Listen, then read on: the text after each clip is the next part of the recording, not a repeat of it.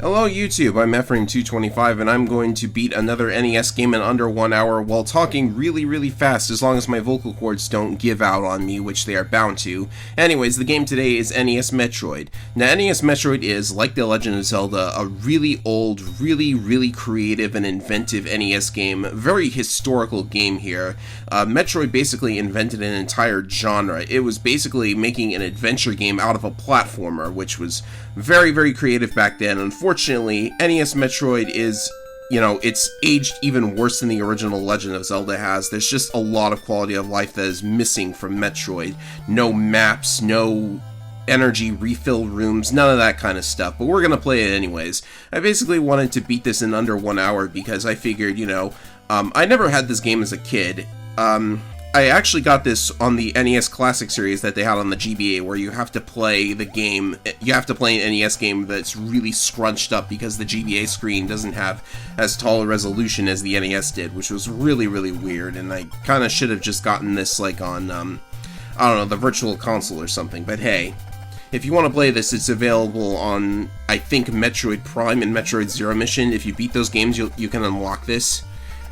Anyways, now at the very start of NES Metroid, you can go to the left. Big shock, you can go to the left in a platformer game. Normally these games always scroll to the right, but in Metroid you can scroll to the left. So you go to the left at the start and you pick up the Morph Ball. That's the first power-up.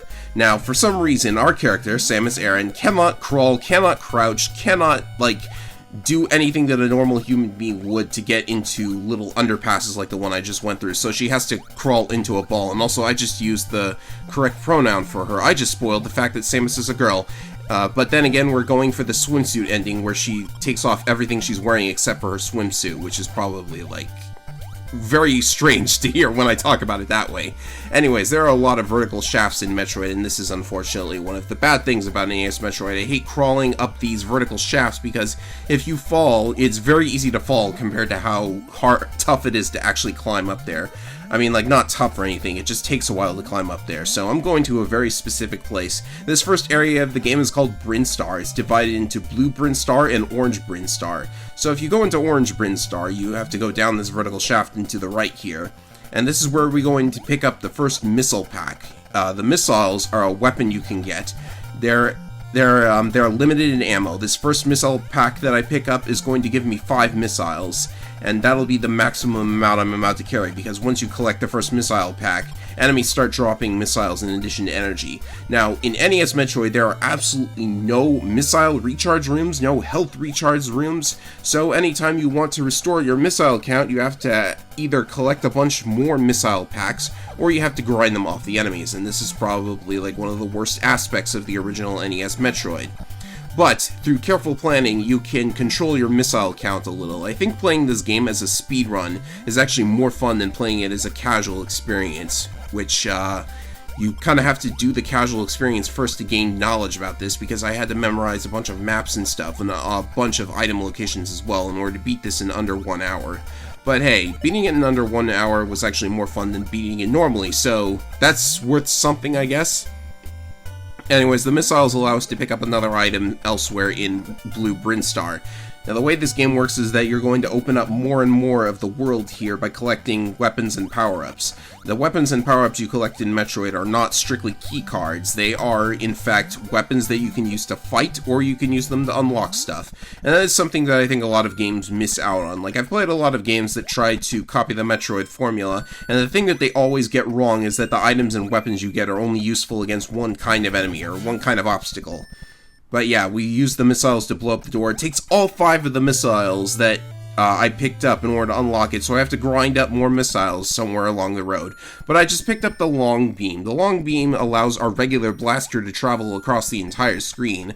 Famously, speedrunners tend to skip this, but, I'm kind of going for a casual-ish speedrun route, so I'm going to pick up as many items as I can that would help out an amateur player. If I were a pro player, I would just skip this. And maybe it is worth skipping because you can only have 3 shots on screen, kind of like a Mega Man. So if you want to, skip the long beam and have a rapid-fire bullet thing from your arm cannon, then by all means do it that way. Anyways, it's much easier to take out these enemies because you don't have to get close to them, and they do quite a bit of damage. You only start the game with 30 energy points, and unfortunately, anytime you die, you start with only 30 energy, no matter how many energy tanks you collected. When you pick up an energy tank, it actually refills your energy to the current maximum. So if you want to cut down on the energy grinding, then you're going to have to, like, scout out where the energy tanks are, maybe not pick them up until you're ready to pick them up. Like, you know you're going to into a boss battle or something. So yeah, moving on. We're going to go into Orange Brinstar here, and this area is not orange, so that's probably a misnomer. But there are a couple of essential items that are in Orange Brinstar here, over to the right. And in this room, you'll notice that it actually scrolls vertically slightly when I jump there. That's going to be important, so pay very close attention. We're going to come back later for something in that room. But anyways, I'm just going to kill these enemies, because some enemies in this game will drop 20 energy instead of 5 energy, and this enemy right here is one of the ones that does. As you can see, I went from 41 to 60, or 61 rather. So if you want to at least kill these enemies in passing and maybe collect the energy while you're going from one room to the next, that is one way you can cut down on the grinding. Just kill the enemies and get the energy as you go, but try not to get hit, or else you will waste all your time because you'll lose all the energy you grinded up. And here's the first energy tank. It increases the maximum amount of energy you can have by 100 and fills you up all the way to the max. So now I've got 199 energy, 191, 189. So where was I?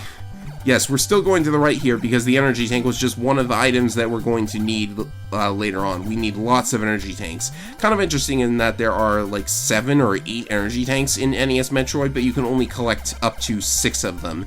But if you collect the 7th or 8th energy tank, you will at least refill all of your energy. So yeah, go all the way to the right, climb up here, and then take a left right here for another item room. You can tell it's an item room because the music has changed to this mysterious, rather chilling vibe. The music in NES Metroid is actually notably chilling and dark, and atmospheric, rather, for the NES, which has normally played a bunch of upbeat, cartoony sounds in music for us.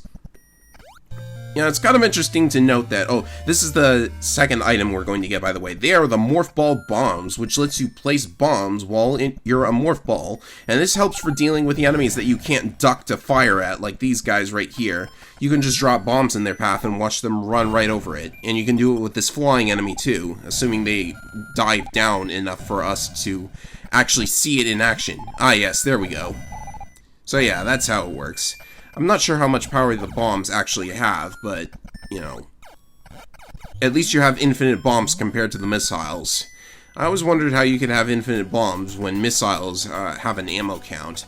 So anyways, it's actually kind of interesting to me that in the early days of NES Metroid, Nintendo wasn't actually, like, very confident in the success of Metroid. They say this dark, atmospheric platforming game, which was a really weird and new idea. The music was all menacing and foreboding. And they thought, you know, there's no way this is going to sell, which of course, luckily for us, it actually did sell. And even, you know, even when Super Metroid was in the works, they weren't actually sure if it was going to be a huge success, which is very, very odd to me, at least. I mean, that, like, they should be proud of their work, in my opinion. And, you know, I guess sometime down the line, maybe they are. Well, I hope they are. If you aren't proud of your own work, then that's going to be very problematic down the road. So anyways, the Morpho Bombs are not only an attack option, they let us blast into rooms that we couldn't get into before. Unfortunately, all of the bomb rooms, well, all of the blocks that you're allowed to bomb are completely, like, indistinguishable from the rest of the game world. Like, you probably didn't notice that you could bomb that specific block that I bombed to get down here, and you probably also didn't think that the acid down there was fake acid, but there you go. Like, if you know, sort of similar to The Legend of Zelda, if you know the game's engine inside and out, like I do, and, you know, it's easy to pick up on these secrets, but, you know, a new player isn't going to pick this up and think, oh, that room scrolls vertically slightly. Maybe there's a way to go elsewhere in the room vertically. Now, even though I bombed through this vertical shaft in order to get to a hidden item room, and I have to grind missiles because of the missile door, I have no idea why they put missile doors everywhere. That seems like a waste to force you to grind up 5 missiles. And yeah, I have to exit the room and re-enter. Yeah, it's actually worth noting that if you find that the enemies aren't dropping missiles anymore, then you should probably exit and re-enter the room. Also, it's very easy to get hit while you're in the doorway by these little bug things that don't show up anywhere else in the game. So yeah, that's kind of weird, and I have no idea why they designed it that way. You'd think they would catch that in testing this room, but apparently they did not. So anyways, yeah, missile door, item room, etc. There's actually a similar vertical shaft a little bit to the left, but do not go into that one because it is a complete dead end and you will waste your time. You know, lots of dead ends and stuff like that. You know, it's not what you would imagine as the best designed game in the world, but, you know, I guess they had to work that out for themselves eventually. Like, they were still in the time period where, you know, games were cryptic like this because, you know, they figured it would be more fun for players to collaborate on beating the game by sharing knowledge with each other. And of course, since we're doing that on the internet now, that age has kind of disappeared. So anyways, I just picked up the Ice Beam. The Ice Beam is one of 2 upgrades for the arm cannon. The Ice Beam lets you freeze enemies like you probably were thinking it would. And you can stand on frozen enemies, so this is yet another way. Oh, that's actually kind of funny. That enemy, if it goes on the door, you can remove the door by shooting it, and then it will just spin around in the air helplessly. But anyways, the Ice Beam allows us to stand on frozen enemies, so this is another way in which you can unlock more of the world by going up into vertical areas that you probably couldn't think you could have gotten through before. And anyways, it looks like I'm trapped here, but I'm actually going to use a trick here. I don't know if this is intentional, but if you lay a bomb and get blasted upwards by the bomb hits you too, but it doesn't damage you, it just blasts you upwards. You can unmorph and then jump immediately while you're still in the air, because the game hasn't registered that you're not standing on air. It still thinks you're standing on the ground. It's probably a glitch, but I actually like this as a technique for getting around into certain areas that you weren't able to otherwise. Of course, we're going to eventually pick up items that will negate the usefulness of that trick, but it was still a pretty cool thing to find out and figure out for yourself. It makes you feel really smart, even though the bomb jumping trick probably isn't something that the developers intended. It's very difficult to know what the developers intend with these games, because they were so old that the programming was very weird. Like, it's not totally inconsistent. I mean, do you think the developers intended for me to use, like, I don't know, bombs against the Darknuts in The Legend of Zelda? I don't really know. So anyhow, once you have the bombs and the Ice Beam, there's really not much more to do in Orange Brinstar, so we are going to move on to the next area of the game. And speaking of the Ice Beam, it is actually one of 2 possible upgrades you can get for your beam. The other is the Wave Beam, and I am not going to pick that up, because the Wave Beam just, well, it makes your bullets go through walls, which is really cool, but it doesn't have the utility of the Ice Beam, and if you pick up one of the beams, then the other beam is lost. The beams respawn, so you can go back to them to pick them up again, and this is important because there's an enemy later on we need the Ice Beam for. So we just moved on to the second area of the game. It is called Norfair. I have no idea why it's called Norfair. The area names are really weird. You got Brinstar, you've got Norfair, and you've got areas like, I don't know, Crateria and Meridia in Super Metroid. Well, those names actually kind of make some sort of sense. Meridia suggests underwater, I suppose. So when you first enter Norfair, you can go left to pick up a missile pack, and there are probably a couple more along this path. Norfair's just got tons of items and treasures to get. And here's another area where you can bomb through a corridor. You probably couldn't tell it was there before I went into it, which is unfortunately going to be a theme throughout Metroid for the NES. And that was also very weird. I got stuck on that enemy there. The missiles are useful as an attack option because they kill all enemies in one hit. The beam takes several hits to destroy most enemies. And especially with the Ice Beam, because with the Ice Beam, you know, the first shot is going to do no damage, but it freezes the enemy, and the second shot is going to unfreeze, but actually do damage, so it actually takes twice as many shots with the Ice Beam to kill stuff. So yeah, the missiles make it easier to destroy enemies, and luckily, Oh, and here I'm going to use the up A pause trick. If you pause the game and hit up and A on the second controller, you can instantly go back to the beginning of an area, but keep all your items as if you died. Unfortunately, since that counts as a death, I'm back down to 30 energy, but that's going to be okay. I can deal with it for the time being. Anyways, enemies always drop 2 missiles whenever you kill them, which is great because if you use 1 missile to kill them, then getting 2 missiles from the drop means that you're plus 1 missiles overall, and that's really good. Helps out with the missile farming. Unfortunately, unlike the enemies that drop energy, well, all enemies drop energy, but you know what I mean. When an enemy drops energy, oh gosh, I fell into the lava there, that's not good. Lava takes away your health like crazy. When an enemy drops energy, they always give like 5 energy, but sometimes some enemies will drop 20 energy. Unfortunately, there are no enemies that drop more missiles than just 2. Yeah, that's what I was trying to say. Unfortunately, this rapid-fire commentary kind of hurts when you're trying to articulate a point. I stumble over my words a lot when I do this, unfortunately. So anyways, when you get to this vertical shaft in Norfair, you can go up or down. If you go up, there are more missile packs to collect, and the ice beam, well, there's actually a second ice beam, go figure. There's another ice beam up here, which you can pick up. It's probably through that door.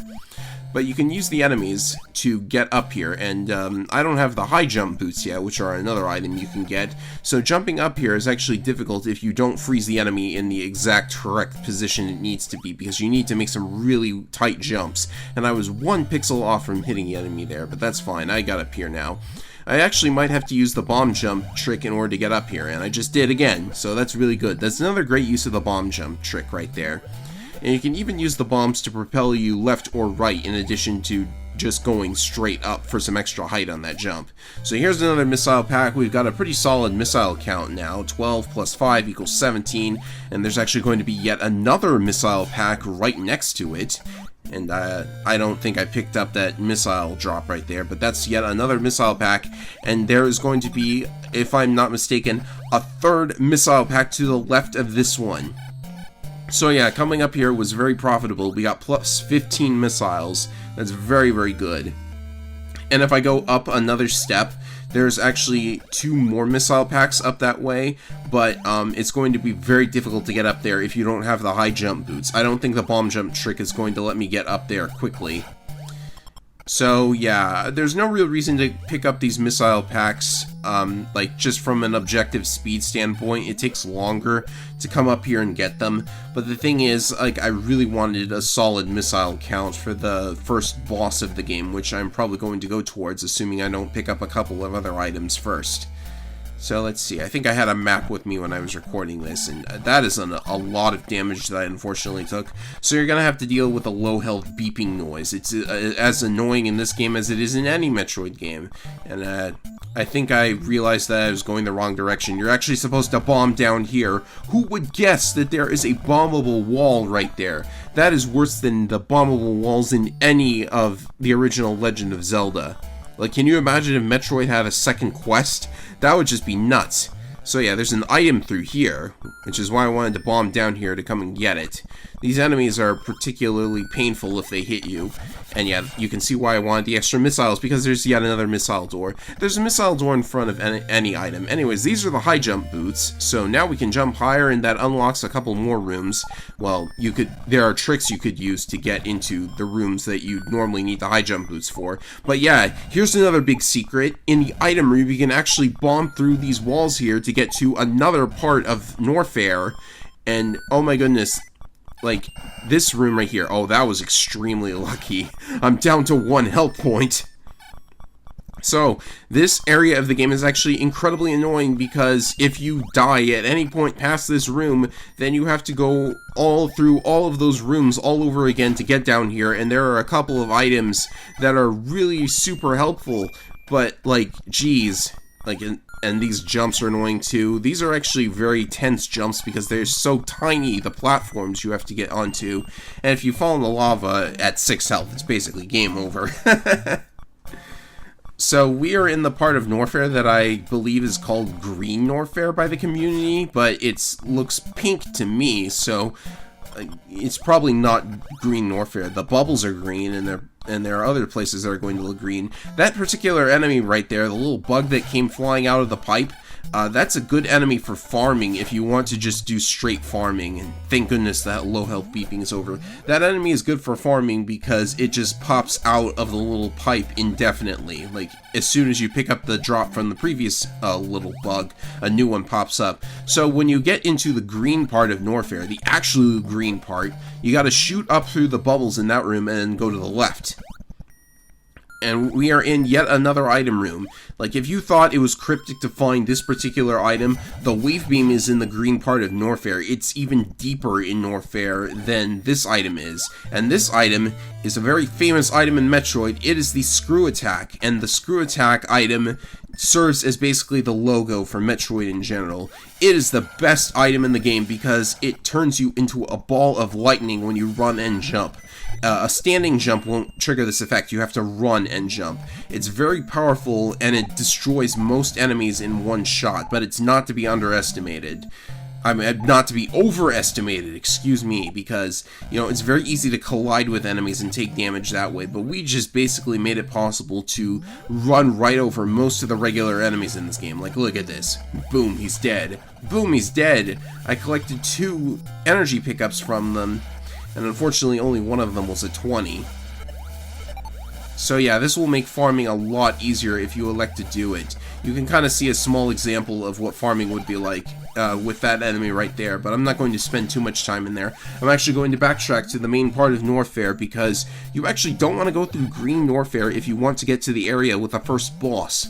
Well, I say first boss, but you can actually fight the 2 bosses in this game in any order you want. And the 2 bosses in this game are called Ridley and Kraid, and bizarrely, for most people who have played Metroid, I'm going to fight Ridley first. Now that sounds very weird because Ridley is normally the penultimate boss of most Metroid games he's in. Like in Super Metroid, you fight him right before the final boss, and I guess you're maybe kind of sort of intended to fight Ridley second in the original Metroid, but Kraid is for some reason a harder boss than Ridley, and that's probably even more bizarre. Like, who would think that Kraid, like in most of the other Metroid games, Kraid is just the worst boss. Well, he's not the worst boss, he's actually fairly intimidating, but like, you know, he's not difficult once you get past his humongous size. Oh, and when we actually see Kraid in NES Metroid, if you're used to his appearances in the later games, oh man, you're in for a treat. So anyways, fall down this vertical shaft. Fall down all the way until you reach the door, then head left into this room with the really bizarre looking eyeballs inside bubbles. I'm gonna take a wild guess and say that's what these are. I don't actually know. One thing Metroid is very good at is giving us some very alien geography rather. I don't know what the word for it is, but you kind of look at Norfair and you think, I have no idea what's actually going on. What are these little things here? What are all these bubbles and stuff? Like, is that just the terrain? Well, anyways, if you fall into this room, you will find an elevator to Ridley's lair. You know, the fact that there are 2 heads above the elevator makes me think you're supposed to fight Ridley second, because Kraid's lair only has 1 head above the elevator. And Ridley's lair, you know, it has a lot more devious traps in it than Kraid's does. With Kraid, the enemies are just, like, stronger, but with Ridley, it's even worse. So anyways, if you shoot up through that little area above the door, you can find a secret passage into another part of the area. You know, I'm pretty sure if you have the high jump boots, that you can just make it through there with a well-placed jump. Maybe if you need a little extra height, you could just use the bomb jump trick. Well, anyhow, where was I? Oh yeah, so we're going through this area. It's a semi-secret location. There is going to be a missile pack at the end of this, I think, which probably weirds you guys out. Like, why would you go through all this trouble just for 1 missile pack when you're probably going to use the missiles to get past these very difficult enemies anyways? Look at that! That one did 24 damage. That's a lot. Most enemies up to this point have been like 8s and 16s, but now there's 24s. Yeah, this area is actually very difficult. There's almost no room to run around in here, and like, with only 2 energy tanks, like, my maximum health is not nearly what it should be. So yeah, pick up that missile tank, and I'm going to use the up A trick because this is a dead end, and it's not far from the start, and I want to get at least a little bit of energy back, so yeah. We're starting back at the beginning of Ridley's lair with 30 energy. And 18 missiles. So that was not nearly as much of a net gain as some people probably thought it should have been. But yeah. Moving on a little bit, just gotta go to the left a couple rooms and... Oh yeah, that's another spot in the game where you just get damaged no matter what. Like, I don't know if there's any way to avoid that. The enemies were set up in, like, exactly the wrong position. Like, I think somebody should have caught that during testing. I mean, geez. I know that's close to where the elevator was. Oh, and this room is a real pain in the butt, too, because you'll eventually come to a dead end. But... there's a secret bombable hole in the floor here. There are secret bombable holes throughout the room, actually. And you can go through this little tunnel and eventually come out past the dead end. Unless you're supposed to jump into that tiny little nook up there, which, you know, I don't think you're able to do that at all in NES Metroid. And here's the biggest tease ever. This energy tank is a total trap because I just jumped over a pitfall that you cannot see, and now I'm going to fall into it intentionally to show you where it is. And there was a pool of phazon there. I have no idea why that was there. That was actually just a graphical glitch. Like, if you fall too quickly, it can cause some of the tiles to mess up their coloring. Anyways, you actually want to fall down that pitfall after getting the energy tank because it takes you on a road that leads to further into where the boss is going to be. And if I had just gone left past the energy tank, it would have taken me down here anyways. So anyhow... Oh yeah, this jump. This is like the worst jump in the game. I have no idea how anyone was supposed to figure out how to get past this. Like, I'm not sure what the intentional method is, but if you use the unmorph jump trick, like I did back in the room with the ice beam, then you are going to be able to get into there. I don't know if there's any other way you're supposed to get up there, maybe with a well-timed jump or something. Unless the morph jump trick was intentional, but that is the hardest missile pack to get, in my opinion. And it's even more of a tease because if you come in from the right side, you will see the missile pack and wonder how the heck you're supposed to get into there. So yeah, even if I had failed the jump, it wouldn't have mattered too much because this is the path to the boss anyways. Or at least this is the direction I should be going in.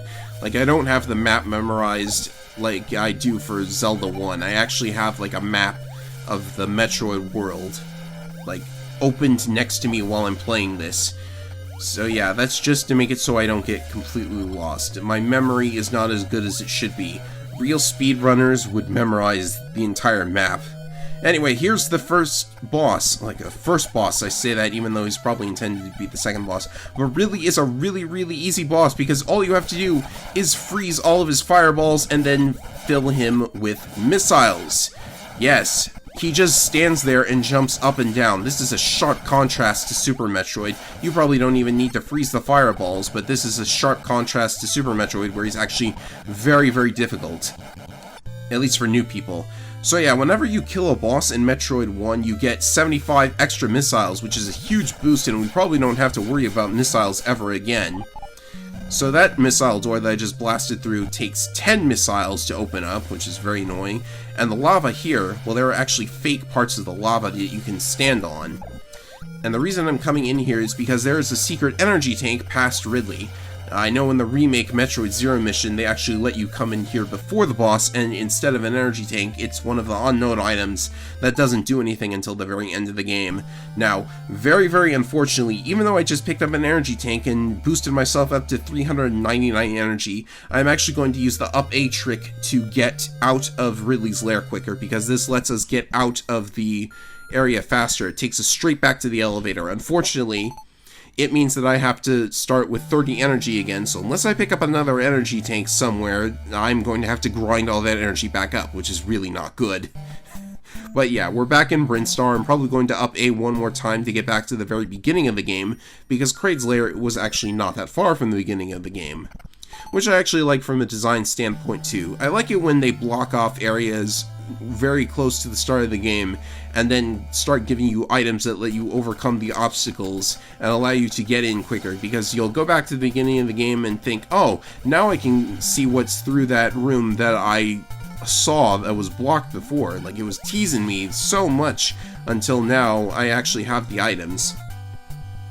That vertical shaft was the room I was talking about, by the way. You bomb through that room and there's Kraid's lair right beneath it. but I'm actually going to pick up a secret energy tank that is in this room, and very difficult to get. You need the high jump boots and the ice beam, I think, and killing an enemy was actually accidental, so I have to go out of the room and come back in to respawn it, because I need that enemy. I need that specific enemy, because... Wait a minute, where am I going? Oh, right. I'm not going to Kraid's Lair just yet. I'm not picking up that energy tank just yet, either. I'm actually going to go into a room in Brinstar that you need the high jump boots to get into, because there is a very special item that is going to make fighting a whole lot easier if I get it now. And of course, all the experts out there, you don't need these items if you're a Metroid god and can beat all the bosses without taking damage. If somebody could beat all the bosses without taking damage, that would be very impressive. Anyways, you gotta climb up here. There's a very specific section of Orange Brinstar that I didn't go into because there's no real reason to go into it. It's got a couple of missile packs, I think, but there's one really special item that you need the high jump boots and a lot of intuition in order to get to. So just keep climbing up. Oh, actually, that's as far up as I can go, so this is probably where we need to be. Yes, there's a green section of Brinstar that's kind of interesting. Kind of like that it has a couple of plants here and there. Not much detail into those plants, but NES graphics, what are you gonna do?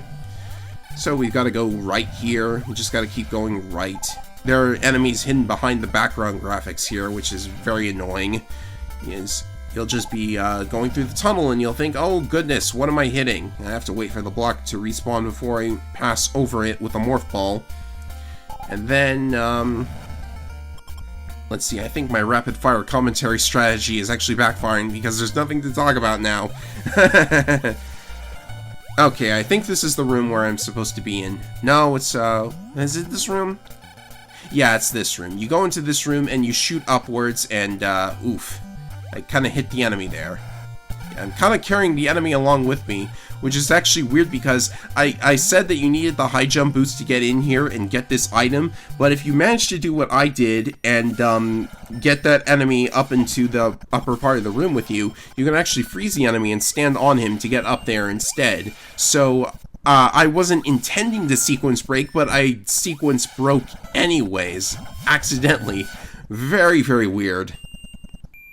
Right, so this is the item I was going to get. It is the Various Suit. It halves all damage you take, and it gives Samus a really weird new coloring. Like, it's almost as if she's wearing absolutely nothing, and I should probably get that image out of my head. Screw attack. Samus appears to be wearing almost nothing except the helmet and boots. There's a swimsuit ending. Oh my goodness, this game is... Okay, so why aren't I not up plus A? Because if you want to backtrack through this room, you have to drop a bunch of bombs, and this takes forever to do. Yeah, you don't want to do that. I should have up plus A'd, and I don't know why I didn't. So anyways, you'll see when I eventually switch to missiles that the Very Suit gives Samus a purple color, which is actually pretty cool looking. Kind of reminds me of the Gravity Suit from Super Metroid. And speaking of Super Metroid, those of you out there who have played it might remember that the Various Suit prevents elemental damage, such as from superheated rooms. None of that exists in Metroid 1, so the Various Suit is just a half damage thing, and I guess I was going to up A after picking up that missile pack, so that's fine. Alright, so now I'm probably going to get the energy... No, actually, you know, you can only pick up every energy tank one time, so it's best to save the energy tanks for when you really need it. When I played this, I had actually planned out where I was going to get all the energy tanks from, where I was going to get them, when I was going to get them, etc., so that I would enter every boss battle with full health. So I know that in Kraid's Lair there is an extra energy tank we can get. 2 of them, in fact. So, yeah, that's it all works out really nicely. And now my voice is going to ruin the best song in the game. Like, this is the one song that I don't think has been remixed in other Metroid games. Like, the Brinstar theme got remixed in Metroid Prime and Metroid Prime Pinball. Yeah, they had to make a pinball game out of the Morph Ball thing. Like, it's just natural, isn't it? So yeah, go right from the start of Ridley's Lair to pick up another missile pack. It almost seems like that wasn't beneficial at all, because we spent 5 missiles on the door to get a missile pack of 5 missiles. But in actuality, it increased our maximum missile storage, so that's something, I guess. Yeah, I don't know either. There's more rooms past the missile pack, but there's really no reason to go up there. There's like absolutely nothing. Like, I don't know why there are so many blank rooms or dead ends with absolutely nothing in them, but that's Metroid NES for you. I guess you were expected to map all this out and, I don't know, mark down where all the items are anyways? I don't know what they were thinking. I would actually like to really know what they were thinking for some of the specific design aspects. And right there, I was trying to bomb into the little nook, and you can see that I almost got it, but, you know, for some reason I lost it. And, like, I'm almost dead now, but I decided to do it the normal way. You're supposed to go through the acid there and jump up to get the energy tank. And now I cannot up plus A, because if I up plus A, I'll lose all my energy from the tank and have to grind it all up, and I don't want to do that. So I wondered what you were supposed to do to get out of this room, and it turns out you're actually supposed to just go to the top and go through that way. And then we can bomb our way through here and get out of this room. Or not? Okay, I don't know why you would put a bombable wall there if you weren't going to, like, I got no idea why that bombable wall is there. You're actually supposed to bomb up and into this little nook, so you can get out this way instead. And I know it's because they actually reused that block of space there. Like, all of the rooms in this game are, like, several blocks put together, so, like, it's a bunch of room pieces were put together to make the full map of this game, and they reused that map piece in several areas. So yeah, that's how it kind of works. And you can actually get into this room using a morph jump as well, but you can also freeze the enemy and jump up in here to get to the missile door. Now, what's interesting about Kraid's Lair is that there is actually, like, a fake Kraid. Like, there's a version of Kraid that dies in one hit. But you'll almost never see him in normal gameplay because he's way off the beaten path. You would have to be doing a 100% run and collecting all the missile tanks in order to actually see Fake Kraid. Or maybe if you got lost, you would find him that way.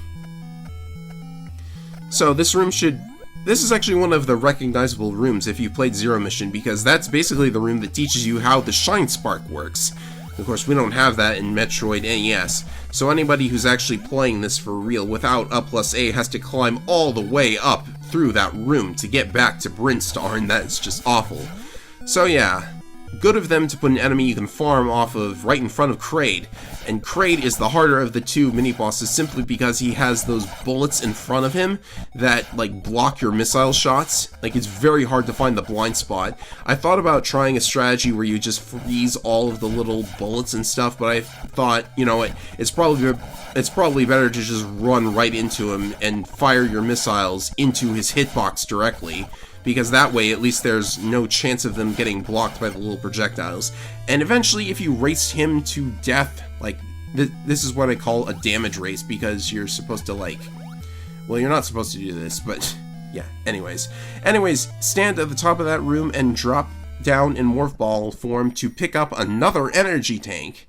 And now we have 5 energy tanks, both bosses are dead, so we can now pick up energy tank number 6 and advance to the ending of the game. All we have to do is get back to the start of Brinstar, and I'm going to use the up A trick to do that. I'm going to use the up A trick because, you know, I know where there's another energy tank. I basically just told you it's on our way to the final boss area of the game. Yeah. So finally, we're going to be done with NES Metroid 1 in under 1 hour.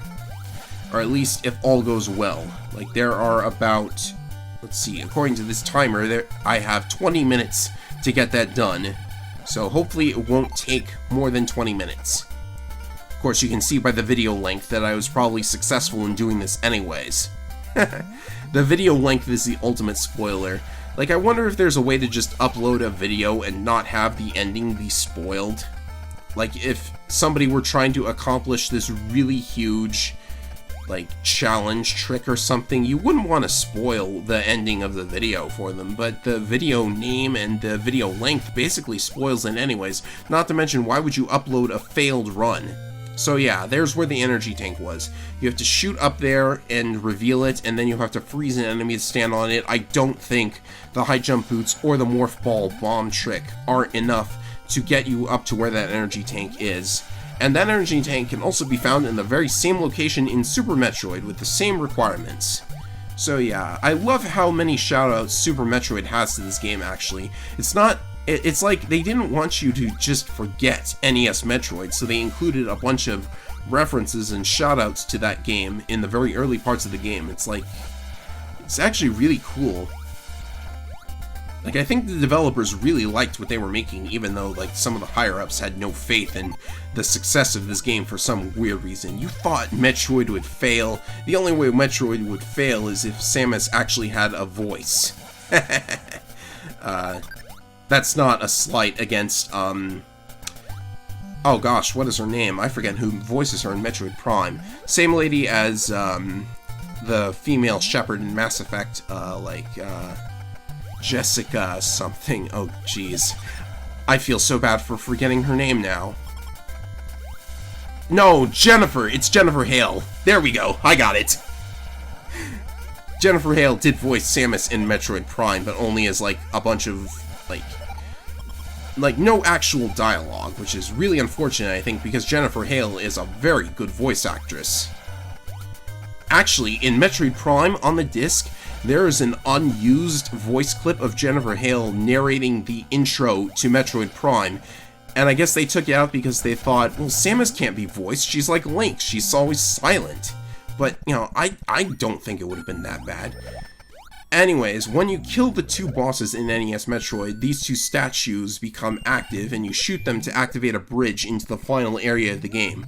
I have no idea why you would make it so that I have no idea why the entrance to the final area of the game and the final boss's lair would open when when her two henchmen are killed. Like, why would you make it work like that? You should make it so that the place closes when they're both killed.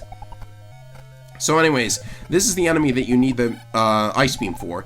It took us until the very end of the game, but we finally found out why this game is called Metroid, because there are enemies called Metroids. They are these jellyfish-like parasites. Oh, this place has a bunch of missile doors and mandatory damage too, that's unfortunate. Metroids are jellyfish-like parasites that latch onto you and start draining your energy, and you have to shake them off with a Morph Ball Bomb if they catch you. The way to destroy them is to freeze them because their only weakness is ice. And then you have to shoot them with 5 missiles. Now, these guys, I was actually getting concerned that my missile count was getting too low, because the final boss requires a lot of missiles. Like, actually, if you have about 120 missiles, you'll probably be okay. But the thing is that these Metroids are total teases. It's possible for them to drop 30 missiles, which is very impressive. So you'd think farming off of these guys for more missiles would be a good thing, but for some reason, every time I play this game and get to this point and start farming off the Metroids, like, they never want to drop missiles. It's very weird. Like, they drop 30 energy, which is also good if you're farming for more energy. But, like, there are so many missile doors, and the final boss needs a lot of missiles, so you'd think that they would be more guaranteed to drop missiles, but I have no idea how my luck is so bad. But yeah, I'm just gonna, like, roll with whatever they give me, and I eventually decided to just freeze them and move on, because it's not required to destroy these guys. This is not Metroid 2. You do not have to destroy all the Metroids. So yeah, just blasting through a couple more. I'm down to 60 missiles, and you know, at this point I was starting to think, okay, I really need missile drops. Please give me missile drops. So I'm gonna use a technique to make them spawn, or to make them respawn, and it's actually more efficient if you get 2 of them into the same space like that, because, you know, the explosion will hit both of them, so you're actually saving up on missiles by destroying 2 of them with the same 5 missiles. Or even 3 of them. It's possible to get 3 of them into the same space too. More energy! Come on, you guys, give me missiles! I've been kind to you guys. Yeah, at this point I eventually decided, like, if they give me enough missiles to get me up to like 100 missiles or something, I'm just going to just do the final boss with 100 missiles, because It would be nice if I could just have a recharge room right outside, but again, 2 energy drops. How hard is it to get these guys to drop missiles? Of course, I should have probably known by this point that, you know, if the enemies are really not dropping missiles, what the game does is that it determines randomly how many missile and energy drops you're allowed to get within the confines of a particular room. So if the enemies are not dropping what you want, it's probably best to just exit the room and re-enter and keep trying again. Oh my goodness. How many of them is that now? Let's see, like, I've done like 6 or 7 pairs of 2. Okay, we're up to 74. That's good. That is excellent. We are well on our way to having an actually decent missile count, and it only took all of our missiles to make it happen. Oh my goodness. I wish I had something more interesting to talk about, but there's nothing here. I'm just farming missiles. Like, did I spend like 6 or 7 minutes farming missiles here? That's like the worst. I hope I did not just do that. Because, again, no missiles. I need to rest my vocal cords because I've been talking a lot. I knew they would give out eventually. Oh my goodness, what did I do to deserve this? Yeah, this happens every time I play this game. Did I mention that yet? I could have farmed energy from 30, and I probably would have been maxed by now. How in the world is anyone supposed to play this and, like... I only have an hour to do this, by the way. Did I mention that? Like, okay, there we go. 104 missiles. Yeah, let's just do the final boss. I think 104 missiles is decent enough. So what you need all the missiles for is that there are these 5 barriers blocking you from going to where the final boss is. And of course there's turrets everywhere naturally. They take a good number of missiles to destroy, like maybe 10 or something. But the annoying thing is that if you don't shoot them quick enough, they will actually regenerate and come back. But the good news is, every time you destroy one of these, they're permanently gone from the game. So you could die and come back and you wouldn't have to deal with these at least. And of course, those little orange Cheerios keep getting in the way of my missiles. That's annoying too. Yeah, when you play this, it's probably best to freeze as many of the orange Cheerios as you can. And that way they won't respawn or get in your way or anything, and So yeah, this is the final boss. This is the Mother Brain. It telepathically controls all of the Metroids, apparently, and it was working with Ridley and Kraid to take over the universe with an army of Metroids. Yeah, I've seen this final fight played in the Japanese version of the game. In the Japanese version, you can actually stand on the little platform in front of the brain after you've blasted through the glass container. But you can't do that in the American version because I guess they thought it would be too easy. So yeah, this is pretty simple. You just keep shooting at Mother Brain until she's destroyed. And you have to deal with all of the annoying things that get in your way. It's best to, like, freeze as many of them as possible, but, like, I was just... at this point, I wasn't feeling, like, up to putting all my effort into this, because I spent so much time farming just to get back up to 100 missiles. My farm got me back up to even as far as my missile count is concerned. You can also stand, there's a tiny little space you can stand on there, and of course I have so much health that it doesn't really bother me that I'm losing health to the lava here. I'm just going to jump up here. Luckily you can get back out if you fall in the lava. And she's almost gone. Like, the more she starts to look like she's having an aneurysm, the closer she is to death. I don't even know if Mother Brain is female. I mean, it's called a Mother Brain, I guess. So, this is a Metroid tradition. After destroying the final boss, the place starts self-destructing, and you have a limited amount of time to get out of here before the place explodes and you die. Fortunately, you have... How much time do you have? It looks like 90 seconds. But yeah, you have 90 seconds, which is more than enough if you're decent at platforming. These platforms are very small, which will make the platforming part of this tense, but it's very easy to get out of here before time runs out. Like, I'll probably have 700 on the clock. I'll probably have 70 seconds left on the clock when I get out of here. Yeah, there's the elevator. We just beat NES Metroid in under 1 hour. In under 50 minutes, in fact. Of course, the world record is something like 20 minutes or something. So yeah, the ending you get is based on how much time you took to complete the game, and because I've done it in under an hour, it is going to be totally worth it. Wait for it. Surprise! Samus is a girl. That had to have weirded out a lot of people.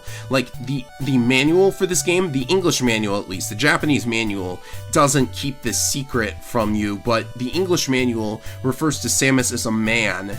Like, I don't know if they were intentionally keeping the secret or they thought little kids wouldn't like a female hero. I think even little kids will either like or dislike the game regardless of the character's gender, honestly. And that mentality unfortunately stuck with Nintendo of America for a little while, because when they made Panel de Pon, which is another Intelligent Systems game. Did I mention this was Intelligent Systems, by the way? When they made Panel de Pon, it was like loaded with female characters. The entire cast was female except for the bosses. And they changed them all to Yoshi's Island characters for the English release because they thought nobody's going to be interested in a bunch of fairy girls, which is a complete lie because I would have been, I guess. Now, who knows what I would have been into if I'd seen like some of the stuff I've seen today as a kid. I don't know what I'm trying to say. The producer for this game is Gunpei Yokoi, very excellent Nintendo programmer. Very tragic end he met because he died in a car crash in around like 2000 or something. So rest in peace, Gunpei Yokoi. You've contributed to one of the most noteworthy Nintendo franchises that exists. And thank you everyone for watching my playthrough of NES Metroid in under 1 hour.